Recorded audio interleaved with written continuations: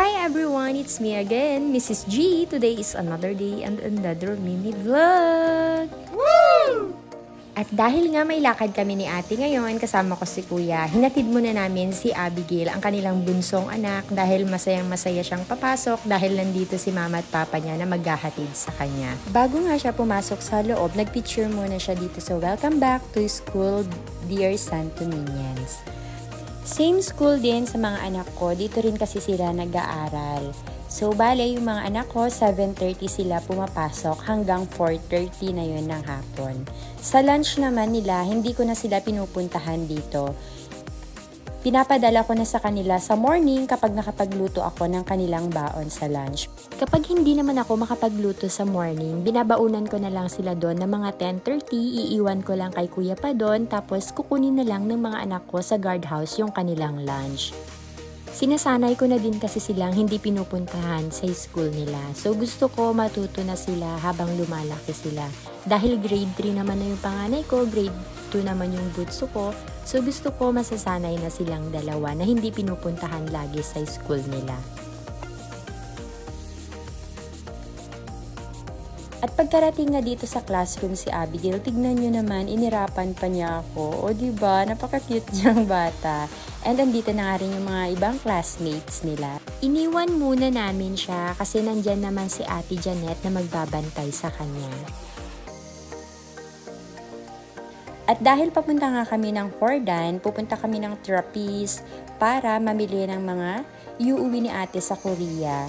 Bumibili kasi siya ng mga pagkain niya pauwing Korea kasi nga mahal yung mga pagkain doon. So ang ginagawa niya, bumibili na siya dito bago siya bumalik sa Korea. At eto na nga, namimili na siya kung ano yung mga gusto niyang bilhin.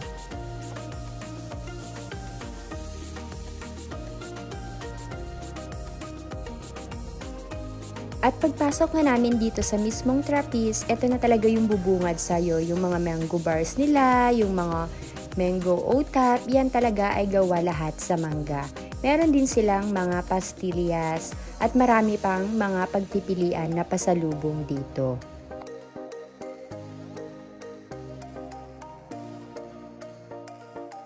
At kung gusto nyo rin ng mga chocolate crinkles, meron din sila dito. Mga bagong pasalubong na nakita ko dito yan ngayon. Dati kasi walang mga ganyan.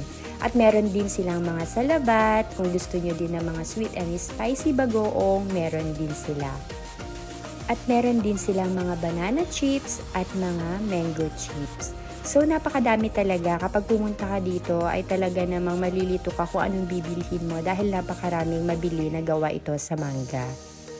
At hindi lang yon yung mga paninda nila. Meron din silang mga souvenirs na pwede nyong bilhin. Meron din silang mga bag na kung gusto ninyo, yung mga uso ngayon, yung mga rattan bag, meron din sila dito. Napakaganda nga ng mga bag dito. Then meron din silang mga sombrero. Ang ganda rin itong bag na ito, itong hinawakan ko. Tapos meron din sila mga sombrero na trinay namin ni ate.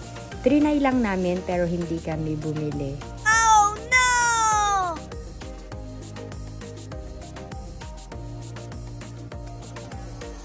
At eto naman, hinahawakan ni ate, napakaganda nga niyan kasi gusto niyang bilhin dahil nga pag nagluluto siya sa Korea, meron siyang maayos na lagayan.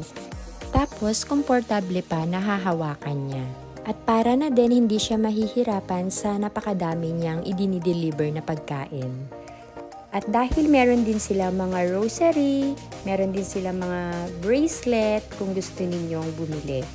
Pagkaalis nga namin sa Trappist at eto nga si ate, dumaan din kami dito sa may JD dahil bibili nga kami ng bread at tumitingin siya ng mga brownies na pwede niyang dalhin sa Korea.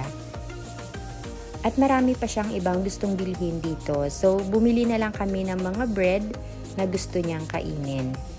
And pagkatapos nga dito sa JD, pumunta naman kami dito sa may potato corner. O diba, busog na busog talaga kami ni ate ngayong araw na to. At dahil nga wala kaming ibang ginawa kundi kumain ng kumain. At eto, bumili rin kami ng taho after namin sa JD. Next naman, pumunta kami dito sa may McDonald's dahil nga nag-crave sila ng Coke float. So dito muna kami sa taas, umupo para mas relaxing yung view, relaxing. And pagka-uwi nga namin, nakasalubungan namin si Kuya Ken sa daan. Babalik na rin kasi kami sa school dahil nga susunduhin na si Abigail dahil uwian na niya. So, ayun lang ang ating kaganapan sa buhay. Maraming salamat. Don't forget to like and share my video. Thank you for watching. Bye-bye!